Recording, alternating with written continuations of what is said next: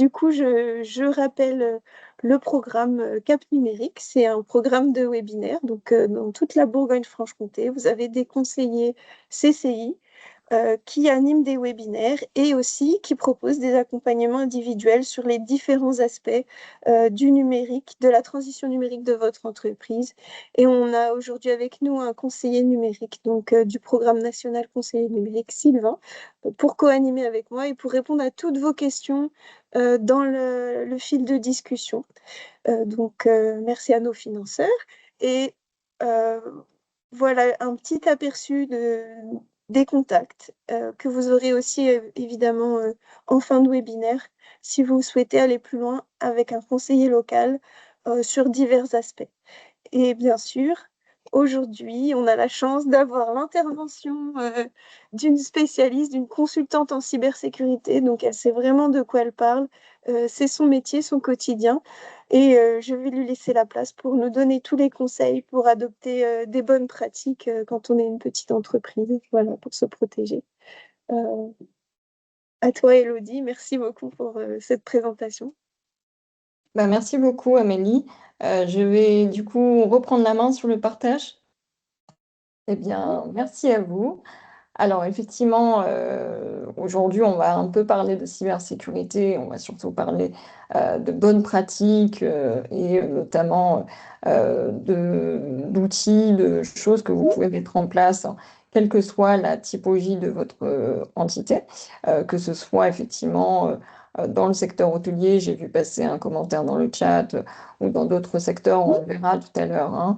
Mais l'idée, c'est effectivement que vous repartiez avec le maximum d'actions possiblement à mettre en place dès aujourd'hui, hein, d'ailleurs. Alors, très rapidement, pour me présenter, je suis donc, comme le disait Amélie, Élodie Le Saout, consultante en cybersécurité, fondatrice de Moira Cybersecurity. Et donc, je remercie aujourd'hui l'équipe de la CCI pour cette invitation. On va parler donc des arnaques numériques, de phishing, de fausses voix générées par intelligence artificielle, de QR codes piégés aussi, parce que ces menaces, elles ne visent pas que les grandes entreprises. On l'entend tous les jours, hein, dans les médias. Les TPE, les PME sont des cibles privilégiées, justement parce que en général, elles sont moins bien protégées. Et la bonne nouvelle, c'est que quand même, on peut tous et toutes se prémunir contre la majorité de ces attaques. Bien sûr, le risque zéro n'existe pas en cybersécurité, mais il y a des réflexes simples, gratuits, à la portée de tous. Et donc, c'est ce qu'on va voir ensemble. Alors, ce qu'on va aborder pendant cette session, on va commencer d'abord par un tour d'horizon, hein, sur les arnaques les plus courantes, celles qui touchent vraiment tout le monde, celle pardon, j'ai entendu l'intervention, mais ce n'était pas un commentaire, que vous soyez artisan, commerçant, prestataire de services ou dirigeant d'une PME industrielle, hein. Je vais vous présenter et vous proposer aussi une démonstration en direct pour qu'on vérifie ensemble si vos données ont déjà fuité sur Internet, hein. C'est gratuit, c'est rapide, c'est souvent très révélateur. Bien sûr, c'est un premier pas, hein, c'est absolument pas exhaustif, mais l'idée étant effectivement de vous montrer que ça touche absolument tout le monde. On a aujourd'hui, et ces derniers mois, beaucoup entendu de la fuite de données de Free, d'autres grandes enseignes également. Et donc, effectivement, on va voir combien cela peut avoir un impact également sur le professionnel. On va parler aussi de cette frontière qui est de plus en plus floue, justement, entre vie professionnelle et vie personnelle. C'est par exemple votre téléphone personnel utilisé pour le travail, WhatsApp pour échanger avec vos clients, l'ordinateur familial en télétravail. Donc tout ça, ça crée des risques qu'on va décortiquer ensemble. Et puis surtout, je vais vous donner les réflexes, hein, dont je parlais tout à l'heure, concrets, qui changent vraiment la donne, avec des conseils adaptés selon que vous soyez seul, que vous avez une petite équipe ou que vous n'avez pas d'informaticien en interne. Et puis en bonus, vous allez repartir avec des ressources gratuites, des affiches de sensibilisation, des guides pratiques. Et donc, c'est un format interactif, hein, comme le disait Amélie en préambule. Donc, n'hésitez pas à poser vos questions dans le chat tout au long de la présentation. On va y répondre, hein, au fil de l'eau ou à la fin, selon les sujets. Donc, très rapidement, hein, quelques mots sur mon parcours, parce que voilà, il est important que vous sachiez à qui vous avez affaire. Je suis donc consultante en cybersécurité, spécialisée en gouvernance, gestion des risques et conformité. C'est ce qu'on appelle en cyber la GRC. Donc concrètement, j'accompagne des entités, qu'elles soient TPE, PME, ETI, dans la protection de leurs activités numériques. Donc c'est extrêmement large, hein, dit comme ça. J'essaye en tout cas d'avoir une approche qui se veut pragmatique.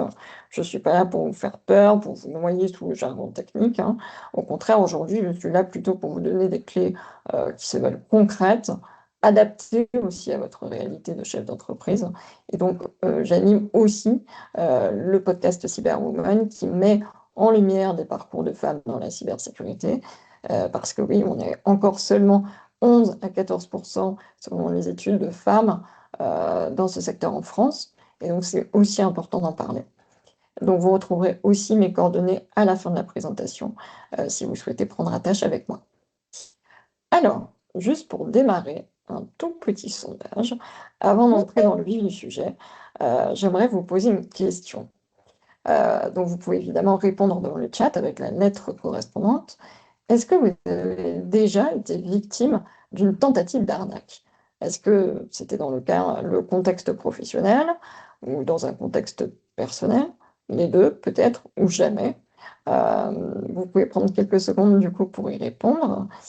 Parce que effectivement, ce que je constate généralement, c'est que la grande majorité des gens, hein, ont déjà été confrontés à des tentatives d'arnaque, que ce soit un SMS suspect, surtout là en cette période de préparation de Noël, un email de phishing, un appel frauduleux, et c'est normal. Ces attaques, elles sont massives, elles sont automatisées, personne n'est vraiment à l'abri, quelle que soit la taille de son entreprise.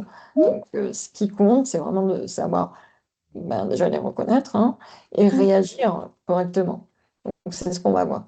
Amélie, tu voulais dire? Il y a beaucoup de C, hein, il y a beaucoup qui sont les deux, hein. Et il y en a, ils mettent c'est permanent plusieurs fois, euh, une ou deux fois. Voilà, il y a des gens qui ont quand même été victimes plusieurs fois. Et j'ai une personne qui n'a jamais, qui n'a jamais subi de tentative, donc j'ai un D.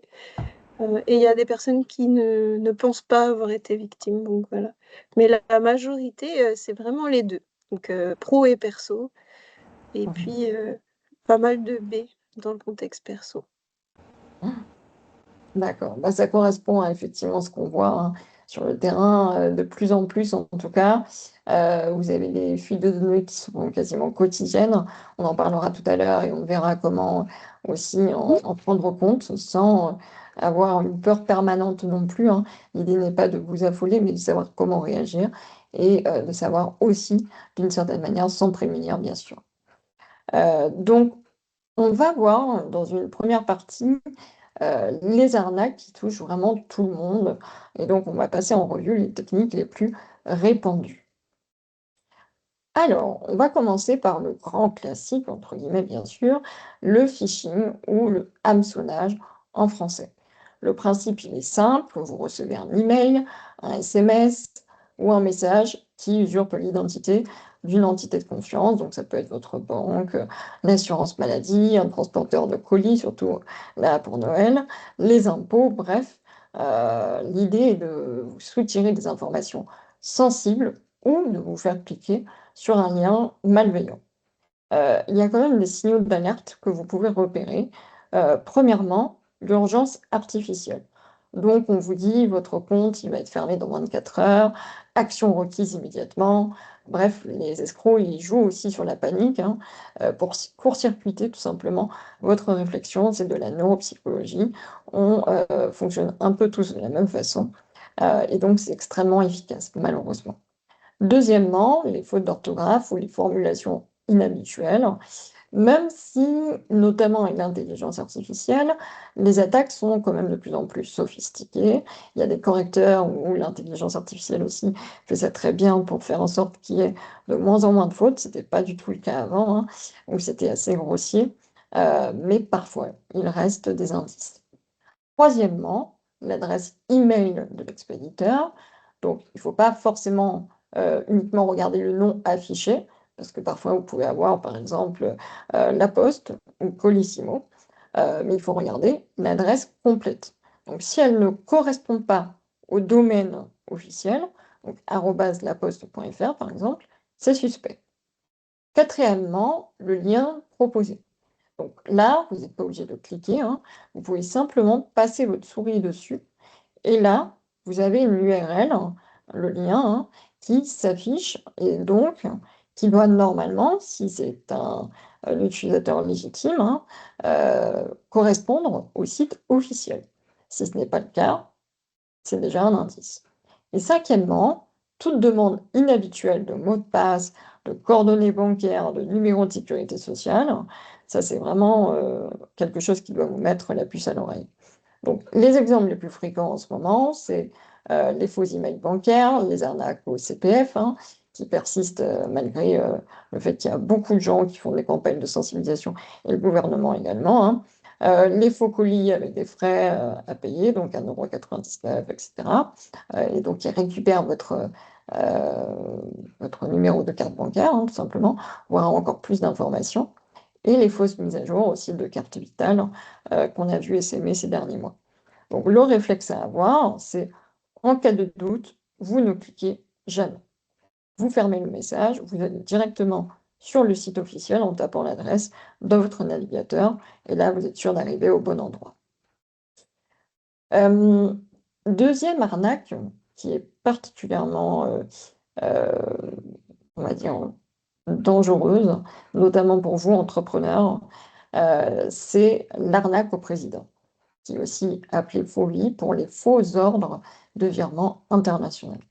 Donc, le scénario, c'est un escroc qui se fait passer pour le dirigeant d'entreprise ou pour un cadre qui contacte un collaborateur, souvent au service comptable, et vous allez comprendre pourquoi, pour demander un virement urgent et confidentiel. Bon, ce qui rend cette arnaque vraiment efficace, c'est que il y a une combinaison de plusieurs leviers psychologiques. Encore une fois, l'humain est très très important, hein, dans la cybersécurité. La pression temporelle, donc c'est urgent, le virement il doit partir aujourd'hui. La flatterie, je vous fais confiance pour gérer ça discrètement, c'est entre nous. L'intimidation, ne parler de ça à personne, c'est confidentiel, personne ne doit le savoir. Et surtout, une usurpation d'identité qui est très crédible. Parce que les escrocs aujourd'hui, ils font leurs recherches, ils connaissent l'organigramme sur LinkedIn par exemple, les projets en cours, donc via la presse par exemple, parfois même le ton habituel du dirigeant dans ces emails. Et là, par exemple, ils ont pu être dans votre boîte mail depuis un certain temps et donc déceler des manières d'écrire, un ton, des acronymes habituels, ce genre de choses qui rendent encore plus crédible ce type d'arnaque. Et donc, qui est ciblé généralement? Les comptables, les DAF, les assistants de direction, les trésoriers, bref, toute personne qui est habilitée à effectuer des virements, hein.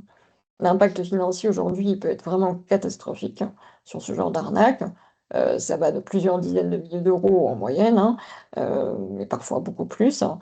Et certaines entreprises ont perdu plusieurs millions. Donc les fonds sont transférés vers l'étranger, dans la plupart des cas, et sont généralement irrécupérables. Donc, la protection, c'est vraiment mettre en place une procédure de double validation pour tout virement important et surtout ne jamais déroger à cette procédure, même sous pression, même si on vous fait passer tous ces messages. Et donc, si votre patron ou n'importe qui de crédible, on va dire, dans la boîte pour effectuer des virements, vous demande de contourner ces règles, c'est précisément le signal que quelque chose ne va pas. On va Justement, voir Elodie, il y a eu une remarque dans le chat de quelqu'un qui a reçu plusieurs fois des demandes de devis pour une commande proche et le signataire se faisait passer pour une entreprise. L'adresse était bonne, mais c'était pas du tout, voilà, c'était pas du tout vrai. Donc du coup, ça peut aussi arriver au niveau de, voilà, de faux fournisseurs aussi. C'est ça que, ouais, tout ça à peut fait. arriver. euh, des faux clients, voilà, des gens qui sont passés pour ce qu'ils ne sont pas. Et il y a une personne qui dit que du coup, ça ne lui arrive plus, car elle vérifie l'adresse, mais je pense que tu vas en parler tout à l'heure dans les bonnes pratiques. Voilà. Effectivement, non, mais c'est tout à fait vrai, hein. C'est également le cas pour les fournisseurs, effectivement. On vous demande de changer le RIB, on fait passer une nouvelle facture et finalement, vous êtes appelé quelques jours plus tard pour vous dire ben, on n'a pas reçu le virement et en fait, c'était sur un compte illégitime. Donc, effectivement, aujourd'hui, ça arrive de plus en plus, hein. C'est quelque chose contre lequel on essaye de se battre, nous. Pour mettre des protections de cybersécurité, mais rien ne vaut effectivement cette espèce de sensibilisation, en tout cas de regard particulièrement attentif sur effectivement est-ce que c'est une bonne adresse, pourquoi pas passer un coup de fil également auprès de la personne concernée pour s'assurer que c'est bien elle, allez la voir si vous êtes dans le même bâtiment par exemple.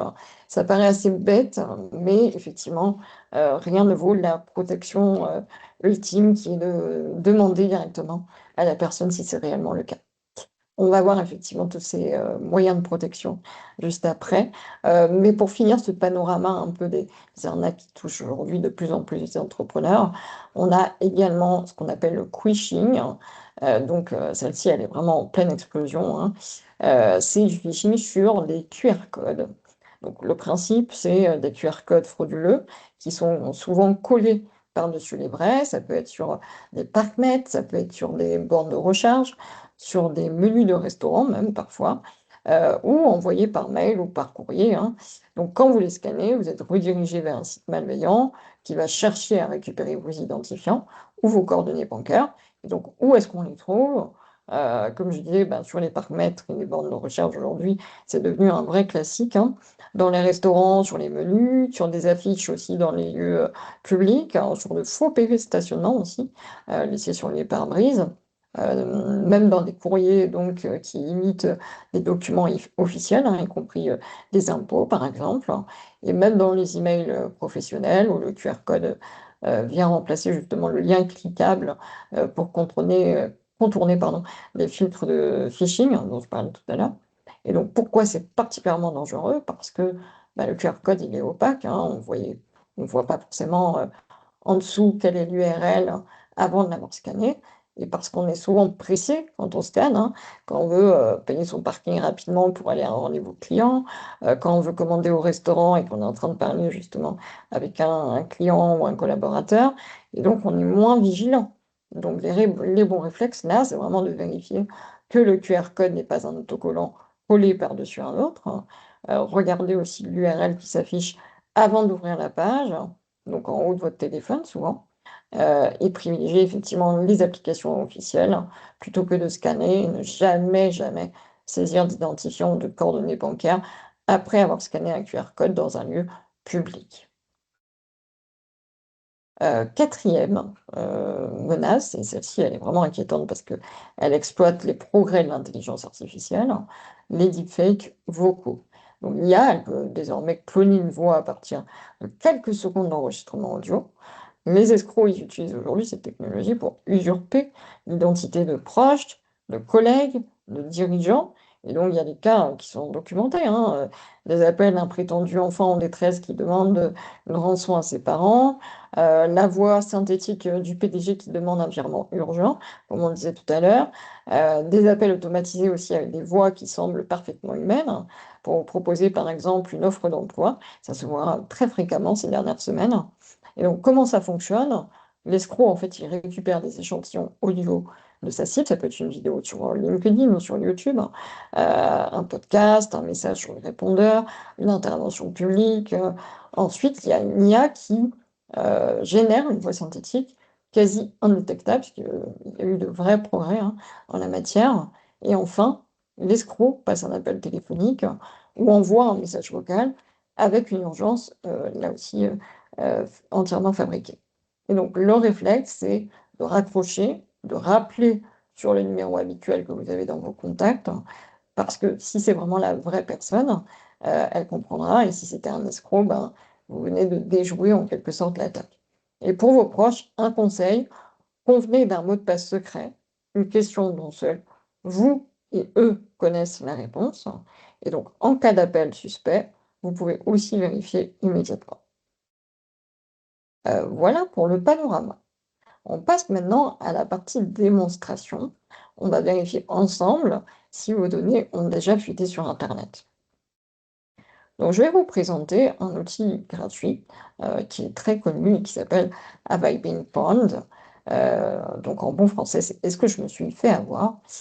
C'est un site qui est créé par un expert en sécurité australien et qui recense toutes les fuites de données connues, hein. Donc, vous entrez votre adresse mail, il vous dit si cette adresse apparaît dans des bases de données qui ont été compromises.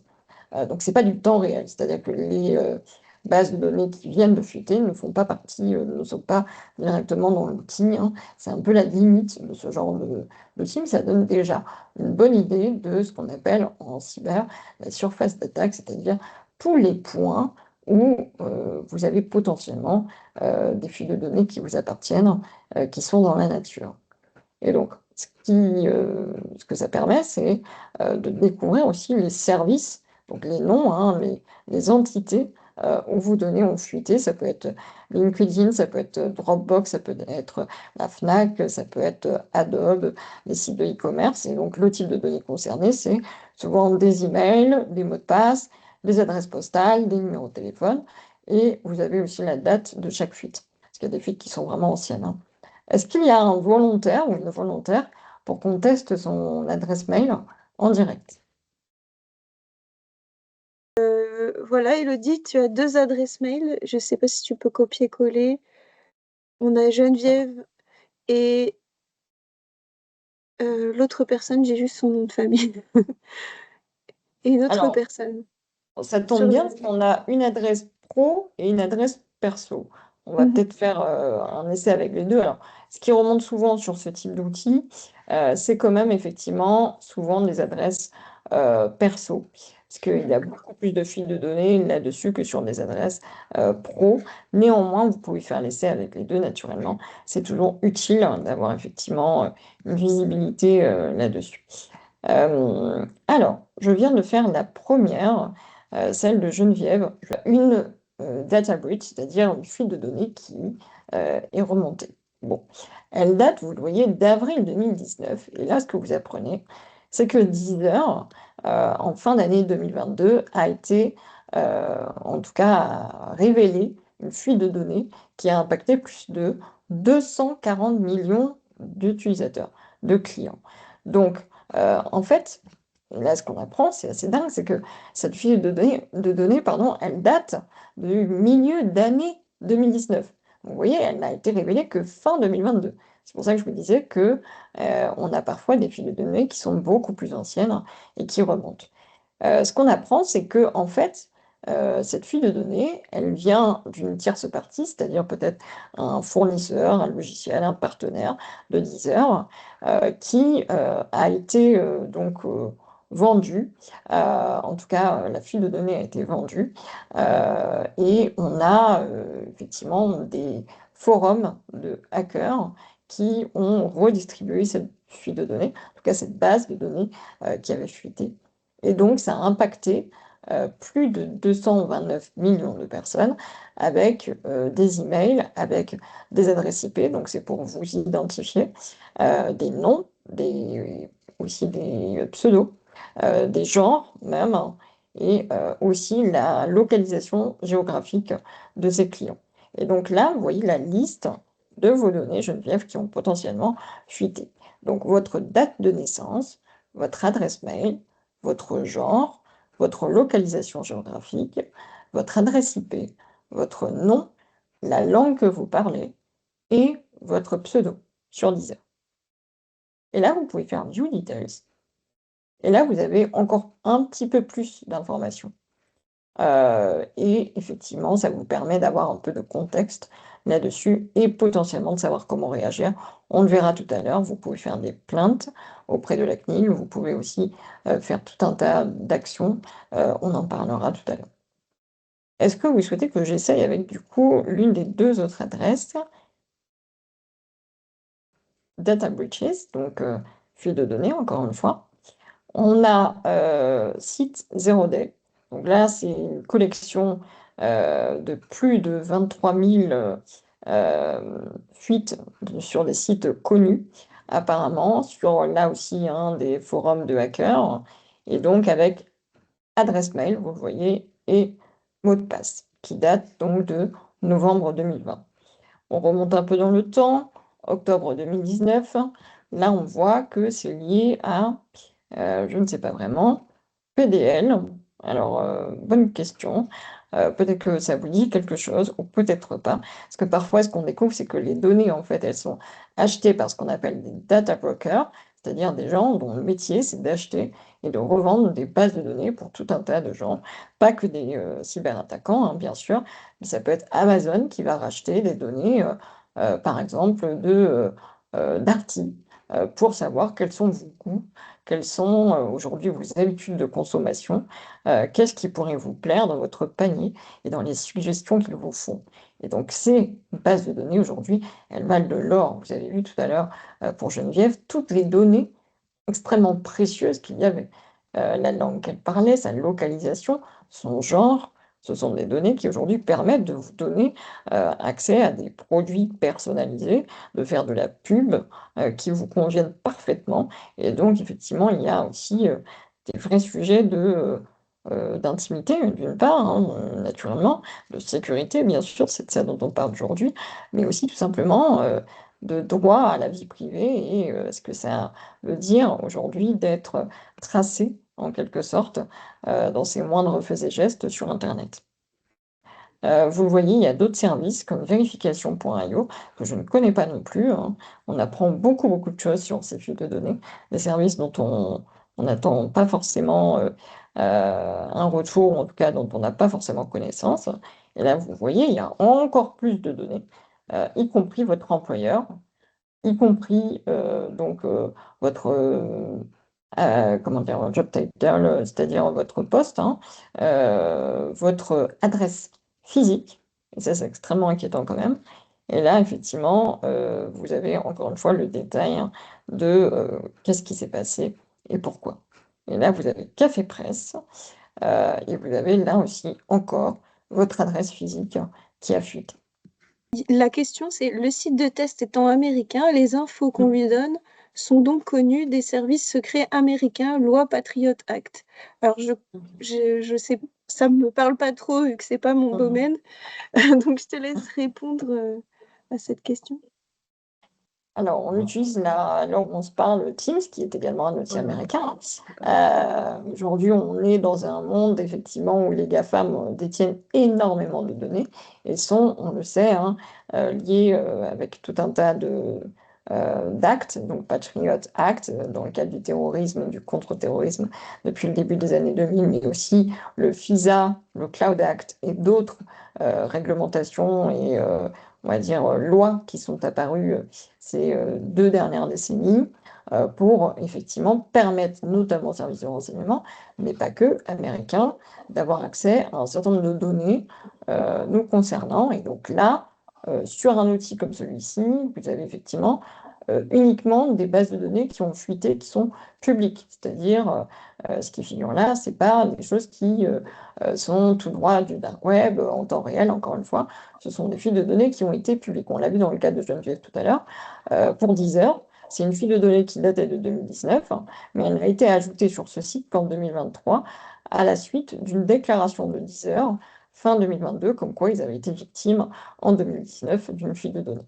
Donc c'est pour ça que je disais tout à l'heure qu'il y a une certaine limite, c'est-à-dire qu'on n'est pas en temps réel.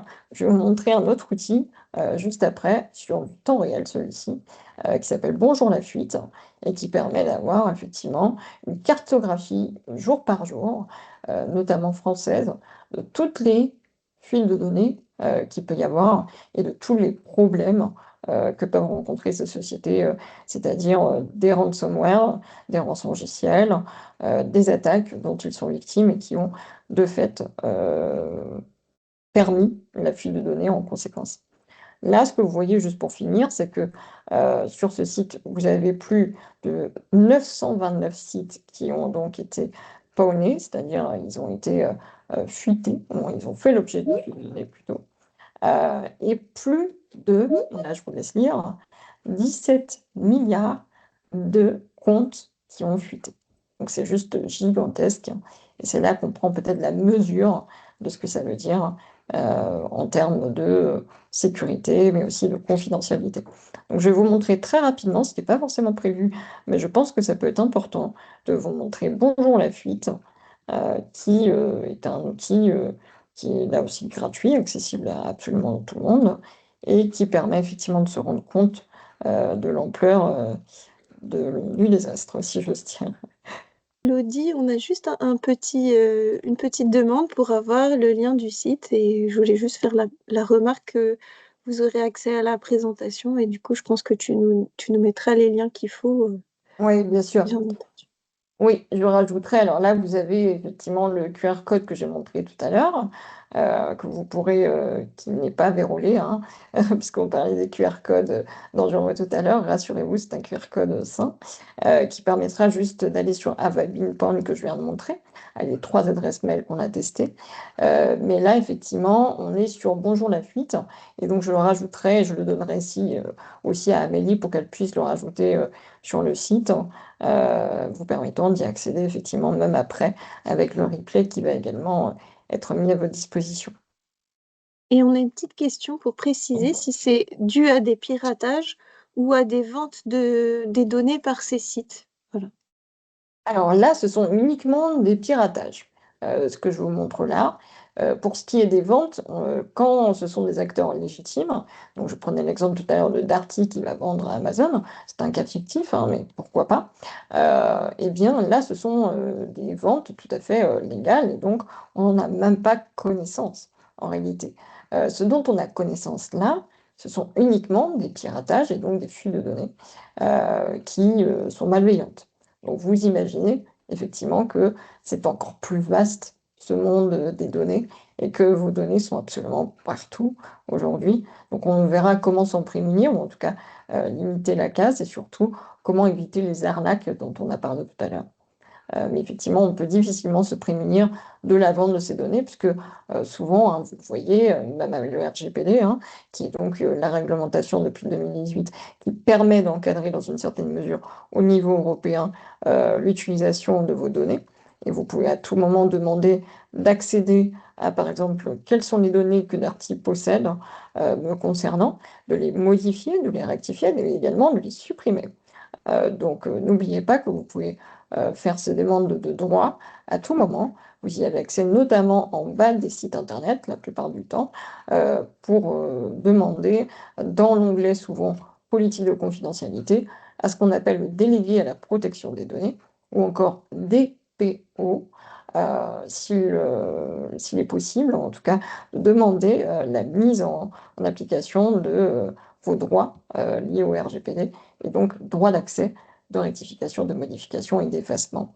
Je pourrais également vous mettre un lien hein, vers le site de la CNIL, qui est l'autorité en France qui régit et encadre le respect du RGPD, entre autres. Sur Bonjour la fille, juste pour terminer là-dessus, vous voyez effectivement qui a fuité aujourd'hui. Et donc, vous avez ici, Cuisinella, 5 décembre. Vous voyez, on est le 8 décembre, donc c'est quasiment hier. Vous avez la source à chaque fois hein, pour vérifier ce qu'il en est. Et donc, vous avez Schmitt, également le 5 décembre. Donc, vous voyez qu'est-ce qui a fuité, encore une fois. Hein. Fédération française de handball. Là, je ne connais pas, c'est peut-être une société. Ouais, médecin direct. Comment? Pardon. Ah, Leroy Merlin, France Travail. Donc ça, effectivement, c'est quelque chose qui a fuité dans les médias il y a peu de temps. Il y a plus de 1,6 million de jeunes qui étaient dans un dispositif de France Travail et ça a fuité, en tout cas ça a été révélé le 1er décembre. Donc c'est absolument gigantesque, avec quand même des éléments assez importants, hein, comme le numéro de sécurité sociale. Ce n'est pas rien. Vous avez la ville de La Rochelle, vous avez également Quimper, si je ne m'abuse, un peu plus bas, la Fédération française de danse, AG2R Mondial, la mairie de Saint-Aubin-de-Ligné, mairie de Chatou, mairie de Quimper, donc, Malakoff Humanisme, Michelin, Colis Privé. Bref, la liste est extrêmement longue, comme vous pouvez le voir, mais ça permet effectivement de vous assurer que vos données, en tout cas, ont fuité et si oui, lesquelles, et donc de faire ces fameuses demande. Vous pouvez également intenter des actions collectives par le biais d'associations de consommateurs, par exemple, ou d'associations de lutte contre la cybercriminalité, et donc d'avoir des actions en justice, le cas échéant, quand les fuites sont absolument massives et que rien n'a été fait pour les limiter, ou en tout cas les éviter dans une certaine mesure, même si, encore une fois, le risque zéro n'existe pas en cybersécurité. Amélie, est-ce qu'il y a des questions avant qu'on reprenne le fil? Oui, il y a une petite remarque. Euh, si on est sur Internet, il faut s'attendre donc à être traqué de partout finalement. On a Mhm. cette petite remarque. Et puis, on avait une personne qui nous disait qu'elle utilisait des produits open source et Mhm. elle utilise pas le système Windows, mais le système Linux. Je ne sais pas si ça rentre aussi dans des recommandations que tu aurais, si tu veux réagir à ces remarques, par exemple. Alors, il y a tout un tas de choses qui peuvent effectivement limiter un peu la casse, hein. Le tracking, effectivement, aujourd'hui, il est partout, que ce soit sur votre téléphone, sur votre ordinateur, via votre navigateur, ça peut être Google Chrome, ça peut être autre chose, hein. Il y a des navigateurs qui sont un peu plus sécurisants, comme Brave, Brave, par exemple.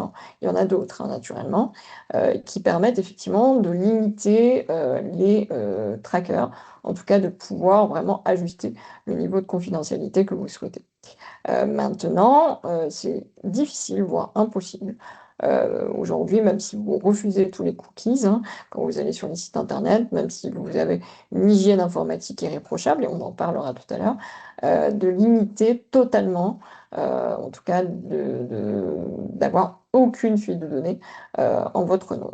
Moi-même, aujourd'hui, je ne suis bien sûr pas parfaite, hein, mais j'ai des fuites de données qui sont quasiment mensuelles, parce qu'on a tous eu accès ou pris des services, acheté des produits d'entités qui sont aujourd'hui victimes de piratage et qui, ce faisant, ont eu des fuites de données considérables. C'était le cas, je disais, de la FNAC, de Darty, de France Travail, qui aujourd'hui n'a jamais utilisé ou été dans les bases de données de ces entités. En France, quasiment personne.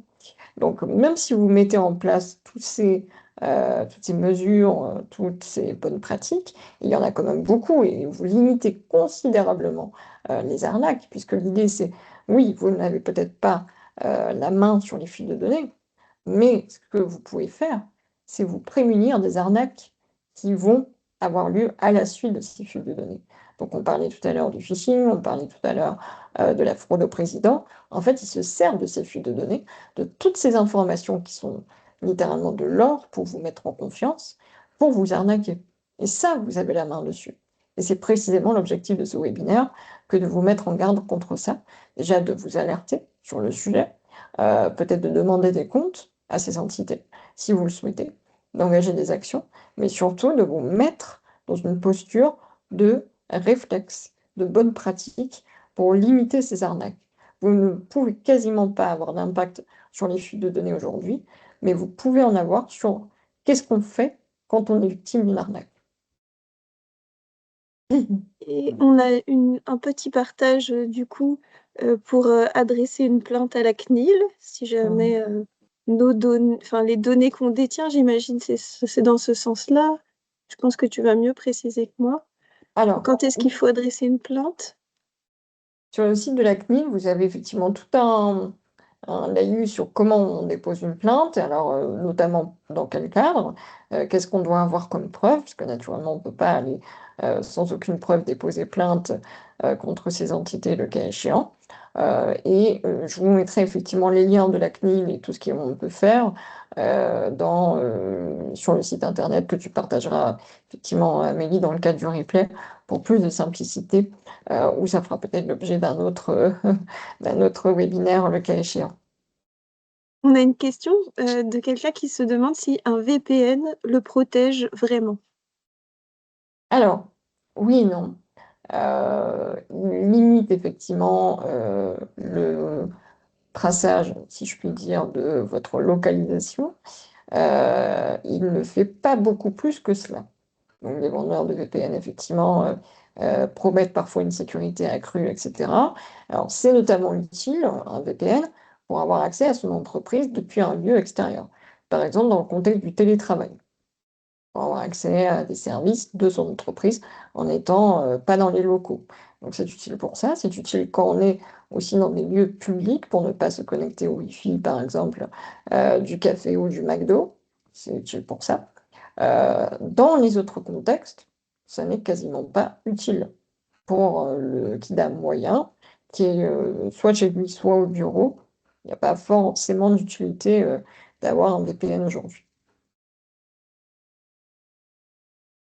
Et on a une dernière petite question, c'est de savoir quels sont les risques les plus graves de ces fuites. Mais je pense que tu l'as déjà beaucoup évoqué, c'est surtout la façon de réagir. Enfin, voilà, je pense que tu as déjà peut-être déjà répondu, mais je te relais quand même la question. Et donc, on nous dit aussi que la CNIL n'est pas forcément très active, faute de moyens. Voilà, les petites remarques qu'on a eues. Effectivement, ouais, effectivement. Aujourd'hui, on est un peu dans un entre-deux, c'est-à-dire le RGPD, il y a déjà quelques années. Donc depuis 2018, il y a eu des choses de fait, mais c'est surtout des actions contre des grands noms. Il y a des inspections qui sont un peu plus fréquentes, y compris dans des plus petites sociétés, mais ça reste effectivement assez minime vu l'ampleur, vous l'avez vu, hein, du sujet. Donc, ce qu'on peut espérer, c'est qu'il y a des nouvelles réglementations aujourd'hui qui viennent se rajouter par rapport au RGPD, que ce soit sur l'IA, que ce soit sur les données au niveau européen. Et donc, effectivement, ces réglementations vont venir apposer encore plus d'amendes, encore plus de contrôles, encore plus de mesures qui vont, je l'espère, et on est nombreux à l'espérer, faire en sorte de réduire le risque. Maintenant, on ne pourra jamais, jamais supprimer ce risque, encore une fois. Mais on peut attendre effectivement une amélioration et des moyens un peu plus importants dans ces entités publiques qui sont garantes effectivement du respect de cette norme et de cette réglementation. Et on a besoin de rassurer aussi les personnes. Donc du coup, je ne sais pas si tu as vu la dernière question.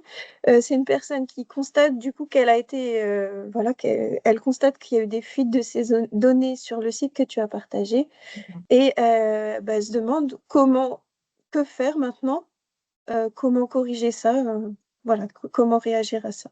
Mm, mm. Alors, on va le voir juste après, justement, sur les moyens de s'en prémunir. Et si jamais je n'ai pas vraiment répondu à la question, n'hésitez pas à me remettre un commentaire dans le chat et on ira plus loin. Mais effectivement, juste avant ça, on va voir que l'un des gros problèmes qu'on rencontre, c'est que, il y a une frontière de plus en plus floue entre vie professionnelle et vie personnelle. Donc aujourd'hui, c'est un sujet qui me tient à cœur parce qu'il concerne absolument tout le monde, parce qu'il faut être honnête, hein, aujourd'hui, qui utilise son téléphone perso pour consulter ses mails professionnels, qui a déjà envoyé un document de travail via WhatsApp, qui a laissé un enfant utiliser un ordinateur sur lequel il y avait aussi des données professionnelles pour jouer par exemple à Fortnite. Bref, c'est des usages qui sont devenus quasiment la norme, surtout depuis la généralisation du télétravail pendant le Covid, mais ça crée des risques qui sont extrêmement prégnants. Et donc, effectivement, l'un de ces risques, c'est ce que je disais à l'instant, le téléphone perso qui est utilisé pour le travail, avec des emails pro qui sont sur le même appareil que vos applications personnelles, dont certaines peuvent être mal sécurisées. Et donc, il n'y a pas de séparation des données. Donc, si votre téléphone est compromis, c'est toute votre vie numérique qui est exposée, hein, personnelle et professionnelle. WhatsApp aussi et les messageries instantanées pour les échanges professionnels parce que les données qui transitent ne sont pas toujours chiffrées de bout en bout selon les paramètres, hein. Donc je vous incite vraiment à aller dans les paramètres, vérifier que tout est mis en mode on. Il n'y a aucune traçabilité du coup pour l'entreprise, hein, si vous utilisez WhatsApp dans le contexte professionnel. Et le risque de fuite par simple capture d'écran est permanent et vous ne le saurez pas. Donc ça peut être des échanges qui vont être envoyés par SMS à un tiers, à un concurrent potentiellement, avec des secrets de l'entreprise ou simplement des choses qui ne devraient pas sortir du cadre professionnel. Il y a donc aussi l'ordinateur familial en télétravail, donc les enfants qui installent des jeux, qui naviguent sur des sites à risque potentiellement, des forums, voilà, ce genre de choses, et qui cliquent sur des liens sans se méfier, parce que ce sont des enfants et pas forcément très sensibilisés. Je vous montrerai tout à l'heure qu'il y a des ressources spécifiques du gouvernement, notamment de cybermalveillance.gouv.fr, destinées aux enfants. Et donc, les mots de passe sont potentiellement enregistrés sur le navigateur de la famille, accessible à tous. Et là, on arrive sur un autre problème qui est l'email unique pour le pro et pour le perso, notamment beaucoup d'indépendants qui le font, hein, avec des newsletters, des spams, des sollicitations commerciales qui sont mélangées avec vos échanges professionnels. Donc, la surface d'attaque dont je parlais tout à l'heure, elle est démultipliée et il devient très très difficile de repérer un email de phishing au milieu de tout ce bruit. Donc, le problème fondamental, c'est qu'une faille sur votre usage personnel peut compromettre votre entreprise et inversement, hein. Donc ça, les attaquants, ils l'ont bien compris, ils ciblent souvent le maillon le plus faible, et c'est vraiment le système le mieux protégé. Euh, donc, quatrième partie, et puis là, on va vraiment aller dans le dur, hein. Suite aux commentaires, je rebondis là-dessus, mais c'est vraiment le cœur de cette présentation, les réflexes qui changent vraiment la donne. Donc, des actions simples, souvent gratuites, à la portée de tous, et on va le voir au fur et à mesure, hein, que tout cela peut être mis en œuvre dès aujourd'hui dans votre entité. Alors, premier réflexe, utiliser un gestionnaire de mots de passe. Donc, certains d'entre vous l'ont déjà peut-être, hein, je l'espère, mais pourquoi c'est essentiel? Parce qu'un mot de passe, pour être sécurisé, il doit être unique pour chaque service. Ça, on a souvent tendance à ne pas le faire, à choisir un mot de passe dont on se souvient et qu'on met absolument partout. Ce mot de passe, de préférence, il doit être long, complexe, minimum 12 caractères, avec des majuscules, des minuscules, des chiffres, des caractères spéciaux, en tout cas selon les recommandations de l'ANSSI. L'ANSSI, c'est l'autorité en France de référence pour la cyber. Donc, après, il faut être très très réaliste. Une fois qu'on dit tout ça, il faut être très très honnête. Personne ne peut retenir des dizaines de mots de passe complexes différents. Alors, qu'est-ce qu'on fait en pratique? Ben, on utilise encore une fois les mêmes mots de passe, on choisit des mots de passe simples pour s'en souvenir, on les note sur des post-it ou alors dans un fichier sur son ordinateur. Donc, le résultat de tout ça, c'est quand un service est compromis et que votre mot de passe fuite, comme on l'a vu tout à l'heure, l'attaquant il peut accéder à tous vos autres comptes qui utilisent le même mot de passe. Et c'est ce qu'ils font la plupart du temps. Donc, la solution, c'est le gestionnaire de mots de passe. C'est une sorte de coffre-fort numérique qui gère des mots de passe complexes, qui les stocke de manière chiffrée, qui les remplit automatiquement quand vous en avez besoin. Et donc, vous n'avez qu'un seul mot de passe maître à retenir qui débloque tout le reste. Donc, mes recommandations, c'est par exemple des services comme Bitwarden, qui est gratuit, qui est open source, on en parlait tout à l'heure, parfait pour démarrer, KeePass, également gratuit, qui stocke tout en local sur votre machine, ou OnePassword, qui est payant mais qui est très adapté pour les équipes. Et donc la recommandation de l'ANSSI, c'est minimum 12 caractères, comme je l'ai dit tout à l'heure, avec majuscules, minuscules, chiffres, caractères spéciaux. Et donc avec un gestionnaire, vous pouvez facilement avoir des mots de passe de même 20 caractères ou même plus, hein, totalement aléatoires, sans effort. Et donc vous le voyez là, un exemple de mot de passe généré qui est dit un mot de passe fort. Deuxième réflexe, je vais un peu vite parce que je vois l'heure qui tourne, activer la double authentification, ce qu'on appelle aussi la 2FA, ou authentification à deux facteurs ou multifacteur, MFA. Donc le principe, c'est, en plus du mot de passe, vous devez fournir un deuxième élément pour vous connecter. Ça peut être un code reçu par SMS, comme pour votre banque, hein, je suppose, un code généré par une application comme Google Authentificator ou Microsoft Authentificator. Ça peut même être une clé physique qu'on appelle YubiKey, c'est une sorte de clé USB, ou une empreinte digitale. Donc pourquoi c'est efficace? Parce que même si le mot de passe il est volé, l'attaquant il ne peut pas se connecter sans ce deuxième facteur. Il lui faudrait aussi votre téléphone ou votre clé physique.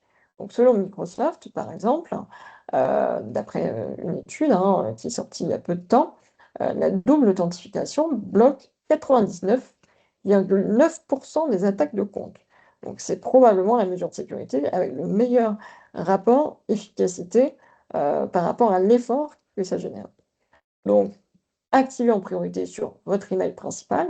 c'est la clé de voûte, c'est celui qui permet de réinitialiser tous vos autres mots de passe, hein. Quand on vous demande, par exemple, de mettre une adresse mail secondaire pour récupérer votre banque en ligne, vos réseaux sociaux, vos services cloud comme Google Drive, comme Dropbox, OneDrive, vous mettez tout au fichier, et donc vos outils professionnels critiques également. Donc le SMS, c'est mieux que rien, mais c'est le moins sécurisé des deuxièmes facteurs parce que les SMS, ils peuvent aussi être interceptés. On n'aura pas le temps de expliquer comment et pourquoi, mais donc il est préférable quand même d'utiliser une application d'authentification quand c'est possible. Troisième réflexe, adopter les bons réflexes face aux emails. On a parlé tout à l'heure de phishing, hein, de tout un tas d'arnaques liées aux emails. Donc, avant de cliquer sur quoi que ce soit, prenez l'habitude de vérifier systématiquement l'adresse de l'expéditeur, on en a parlé tout à l'heure, hein, pas seulement le nom affiché, mais aussi l'adresse complète, la cohérence du message avec vos échanges habituels. Est-ce que cette personne, elle m'écrit normalement de cette façon ou pas? Les liens aussi en passant la souris dessus sans cliquer, est-ce que l'URL correspond au site officiel ou pas, et se méfier des pièces jointes inattendues. Vous avez souvent des fichiers .exe, donc exe, .zip, zip, ou les documents Office avec des macros, comme sur les tableurs Excel par exemple. Et donc ça, c'est des red flags qui doivent absolument vous alerter. Il y a aussi le fait que ce soit une urgence, comme pour le phishing, hein, on l'a dit tout à l'heure, une demande de données sensibles, des fautes, des formulations bizarres, un ton qui ne ressemble pas vraiment à ce que l'interlocuteur a comme d'habitude. Et donc, en cas de doute, la règle, c'est ne cliquez pas, ne répondez pas. Contactez l'expéditeur, comme je disais tout à l'heure, par un autre canal. Ça peut être un appel, ça peut être un SMS, ou aller le voir directement dans son bureau pour vérifier. Et donc, signalez aussi le message suspect à votre DSI si vous en avez un, ou à votre prestataire informatique, là aussi si vous en avez un, et vous pouvez le transférer à signalspam.fr pour aider à la lutte contre ces menaces. C'est donc un des liens qu'on vous transmettra aussi avec Amélie, hein, et qui est extrêmement pratique, ce qui peut aussi être installé sur navigateur pour faciliter le processus. Quatrième réflexe, sauvegarder aussi les données. Donc, la règle d'or en cybersécurité en matière de sauvegarde, c'est la règle 3-2-1. 3 copies de vos données sur 2 supports différents, dont un hors site ou hors ligne. Donc, pourquoi c'est vital? En cas de ransomware, donc les logiciels malveillants qui chiffrent les fichiers et demandent une rançon, dont je parlais un peu tout à l'heure, les sauvegardes, c'est la seule planche de salut. Parce que si vous avez des sauvegardes récentes et intègres, vous pouvez restaurer vos données sans payer. Et donc, en cas de panne matérielle, et ça arrive sans prévenir malheureusement, hein, vous ne perdez pas tout. Et en cas d'erreur humaine, donc par exemple une suppression accidentelle, vous pouvez récupérer. Donc, les solutions, elles sont simples. Un disque dur externe avec des sauvegardes automatisées si possible, à les brancher après chaque sauvegarde pour qu'il ne soit pas touché en cas d'attaque, hein, parce qu'elles remontent jusqu'aux sauvegardes, souvent les attaquants. Un service cloud sécurisé, quel qu'il soit, donc ça peut être Google Drive, OneDrive, pCloud, d'autres, hein, Infomaniac également, si on veut de l'européen, du souverain. Et pour les entreprises avec plus de données, un NAS, NAS, donc c'est un serveur de stockage en réseau. Donc, la fréquence recommandée, c'est quotidienne pour les données critiques, hebdomadaire au minimum pour le reste. Et surtout, il faut tester ces sauvegardes en essayant de restaurer des fichiers. Une sauvegarde qu'on n'a jamais testée, c'est une sauvegarde qui risque de ne pas fonctionner le jour où on en a vraiment besoin. Donc, j'insiste vraiment, vraiment sur ce point. Je vais passer un peu rapidement, mais cinquième partie, c'est les conseils adaptés à votre situation. Parce qu'on n'a pas les mêmes priorités selon qu'on est seul, qu'on a une petite équipe ou qu'on est dans l'industrie, par exemple. Donc, si vous êtes solopreneur ou dirigeant d'une TPE sans informaticien, commencez par installer un gestionnaire de mots de passe. Keyworden est gratuit, très bien. Vous pouvez aussi activer la double authentification sur votre email et votre banque, c'est la priorité absolue.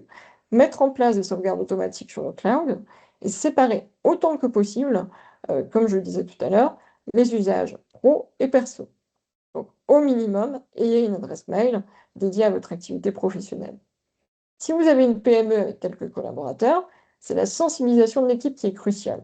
pour 1 heure de formation, pour au minimum poser les bases, et donc mettre en place, par exemple, une procédure de validation de virement, comme on le disait tout à l'heure pour la fraude au président, surtout si vous avez un service comptable.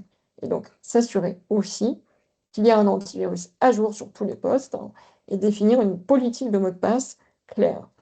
Donc, si vous êtes dans l'industrie ou si vous avez des outils de production connectés, ce qu'on appelle l'IoT, l'Internet des objets, la segmentation réseau, elle est importante. Donc, par exemple, séparer le réseau bureautique du réseau de production. Pensez aussi à ce qu'on appelle un PCA, c'est-à-dire un plan de continuité d'activité, donc pour répondre tout simplement à la question: que se passe-t-il si votre informatique elle est bloquée pendant plusieurs jours? Et pourquoi pas un audit de sécurité annuel que je vous recommande vivement. Donc, pour tout le monde, je vous invite à consulter le guide de l'ANSSI, la cybersécurité TPE-PME en 13 questions. C'est gratuit, c'est très bien fait. C'est la référence officielle française. Vous avez aussi d'autres ressources, hein, on parlera de ça très rapidement. Mais vous avez ce guide justement que tout dirigeant devrait avoir en sa possession, qui pose les 13 questions essentielles, qui sont les suivantes. Connaissez-vous bien votre parc informatique? Effectuez-vous des sauvegardes régulières? Appliquez-vous régulièrement les mises à jour? Utilisez-vous un antivirus? Avez-vous implémenté une politique d'usage de mot de passe robuste? Avez-vous activé un pare-feu? En connaissez-vous les règles de filtrage? Comment sécurisez-vous votre messagerie? Comment séparez-vous vos usages informatiques? Comment maîtrisez-vous le risque numérique lors des missions et des déplacements? Comment vous informez-vous? Comment sensibilisez-vous vos collaborateurs? Avez-vous fait évaluer la couverture de votre police d'assurance au risque cyber? On n'en a pas parlé, mais c'est également très important. Savez-vous comment réagir en cas de cyberattaque? Et envisagez-vous d'utiliser des solutions de cloud? Et donc, ce guide il est téléchargeable gratuitement sur le lien que je vous ai mis ici en rouge et qu'on vous remettra avec Amélie, cyber.gouv.fr. Et donc, si vous ne savez pas répondre à certaines de ces questions, c'est justement un bon point de départ pour identifier vos priorités. Petit point, et je vais très rapidement terminer, puisqu'on parle de ressources gratuites, voici ce que vous pouvez emporter avec vous après ce webinaire. Donc sur cybermalveillance.gouv.fr, vous avez des fiches réflexes par type d'attaque, quoi faire en cas de phishing, de ransomware, des affiches de sensibilisation prêtes à imprimer pour vos bureaux ou vos ateliers, des guides pratiques par secteur. Vous avez même un annuaire de prestataires de confiance si vous avez besoin d'accompagnement. Sur le site de l'ANSSI, vous avez donc le guide des 13 questions qu'on vient de voir. Il y a des guides sectoriels pour la santé, l'industrie, les collectivités. Vous avez aussi un MOOC, c'est-à-dire une formation gratuite en ligne qui permet d'approfondir vos connaissances, qui s'appelle SecNum Academy.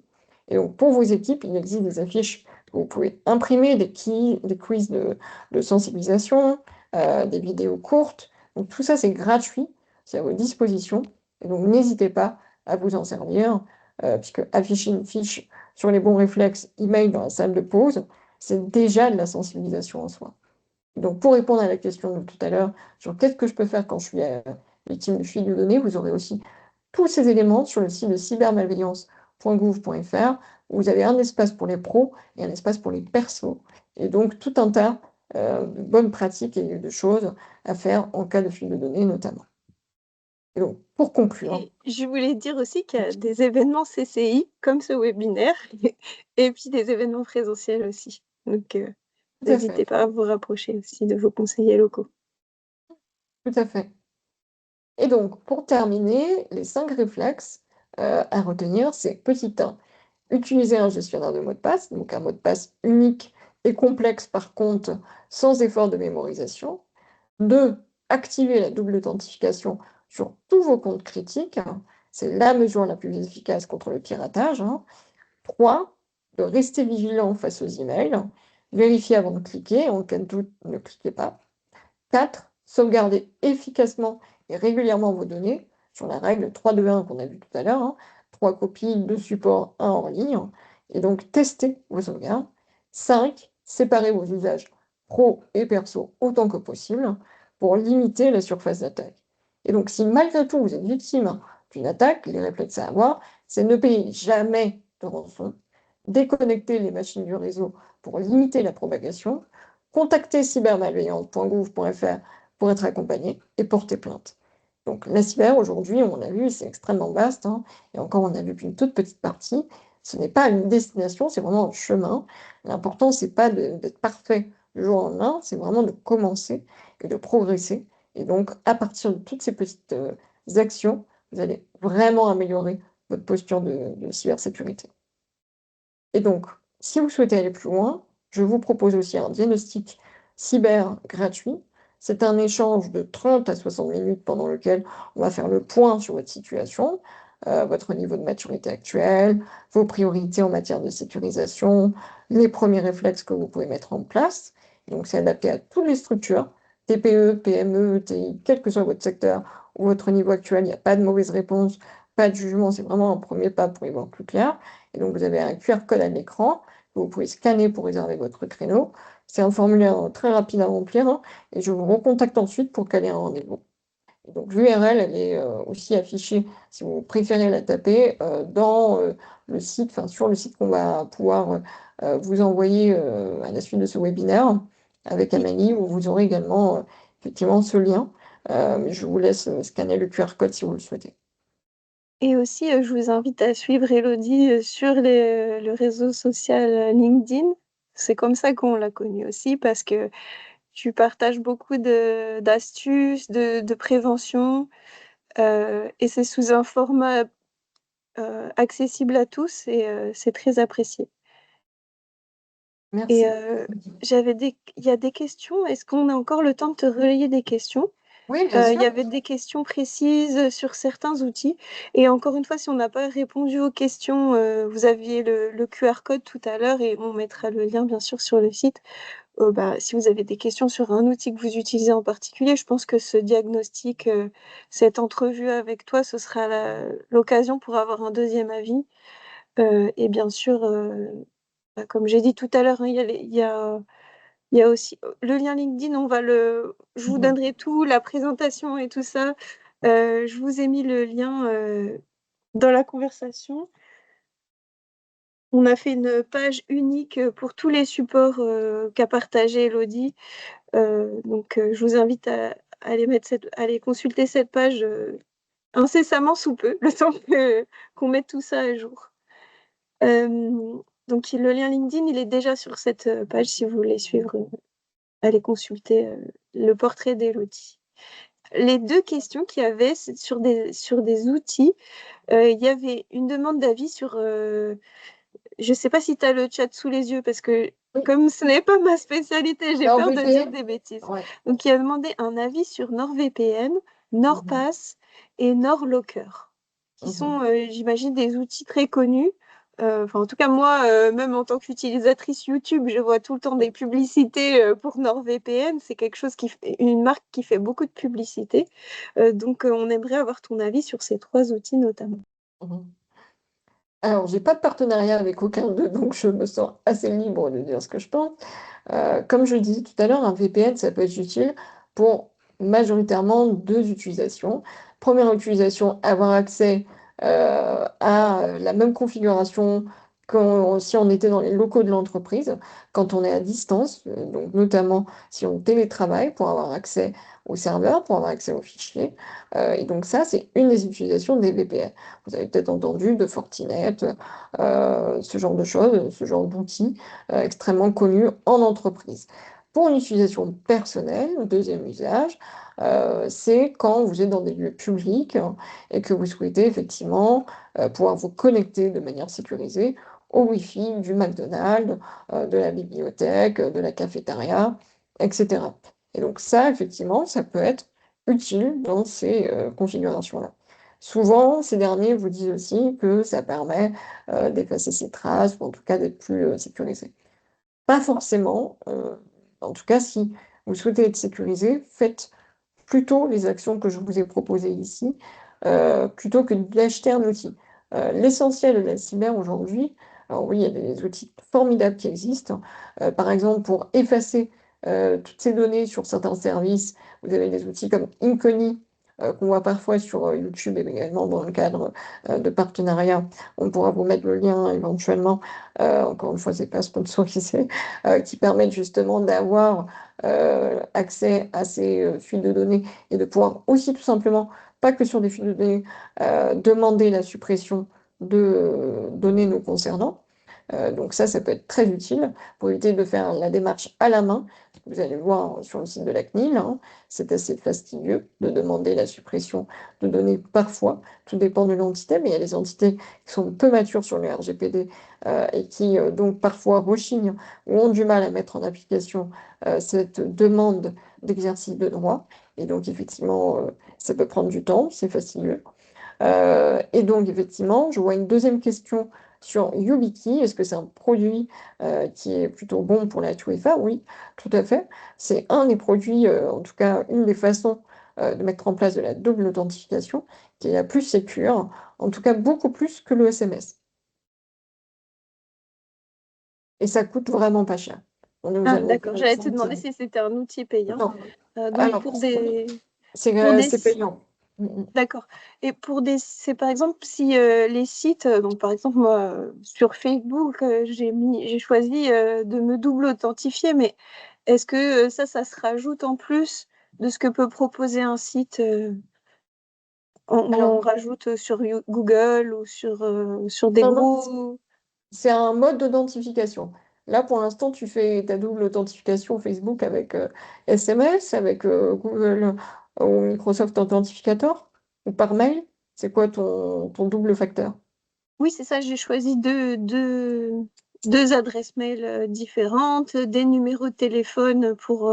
Voilà, j'ai choisi de multiples facteurs sur des sites qui le proposaient. Donc, D'accord. aussi sur Google Authentificator aussi. Voilà, ça Ok. dépendait des sites. Et du coup, je me demandais si c'était quelque chose que tu pouvais rajouter en plus. Voilà, comment ça fonctionnait.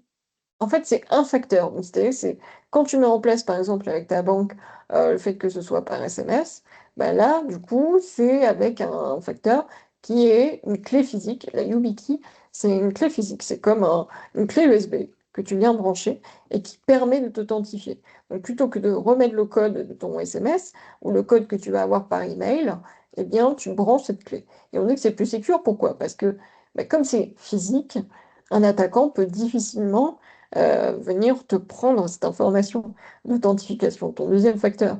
Ou alors il faut qu'il te le vole, qu'il te mette la main dans la poche, voilà. Mais à distance, en tout cas, c'est impossible. Et Ah, donc c'est ça un permet. objet.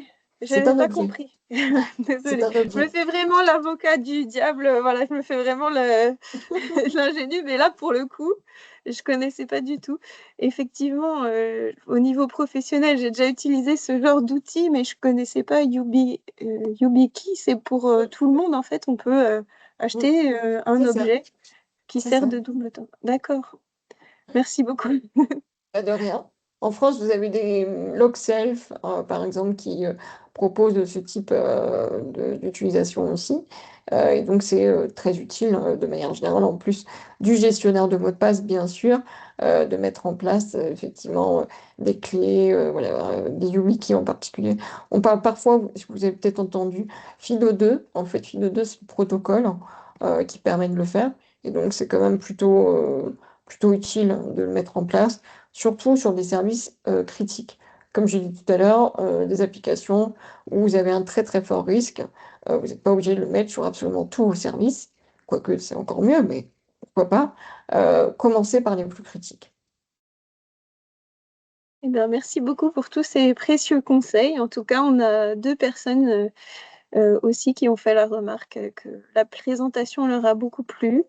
Euh, et donc, on nous a dit que c'était très clair et très rationnel. Donc, merci pour ça. Voilà. Et puis, donc, du coup, je vous souhaite à tous un bon début de semaine. Voilà.